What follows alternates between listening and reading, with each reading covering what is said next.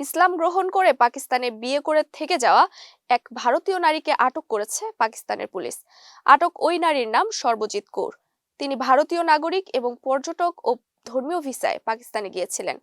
পাকিস্তানি কর্তৃপক্ষ জানিয়েছে, ভিসার মেয়াদ শেষ হওয়ার পরও তিনি দেশে অবস্থান করায় তাকে হেফাজতে নেওয়া হয়েছে। বৃহস্পতিবার তাকে ওয়াঘা সীমান্ত দিয়ে ভারতে ফেরত পাঠানো হতে পারে।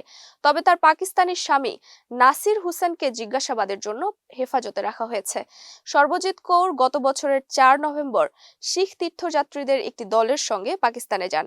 তার ভিসার মেয়াদ ছিল 13 নভেম্বর পর্যন্ত, কিন্তু তিনি দেশে ফেরেননি। পরে পাঞ্জাবের শেখুপুরা জেলার বাসিন্দা নাসির হোসেনকে বিয়ে করে সেখানেই থাকতে শুরু করেন। পাকিস্তানের সংখ্যালঘু বিষয়ক মন্ত্রী রমেশ সিং অরোরা বলেন, তিনি ধর্মীয় ভিসার শর্ত লঙ্ঘন করেছেন।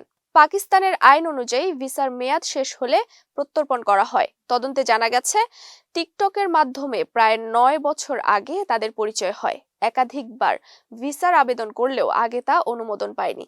আদালতে দেওয়া বয়ানে সর্বজিৎ কৌর বলেছেন, তিনি স্বেচ্ছায় ইসলাম ধর্ম গ্রহণ করেছেন এবং নিজের ইচ্ছায় বিয়ে করেছেন।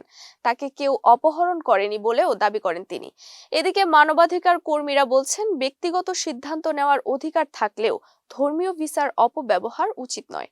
ঘটনাটি ঘিরে ভারত ও পাকিস্তান দুই দেশেই আলোচনার সৃষ্টি হয়েছে। বিষয়টি এখনো তদন্তাধীন।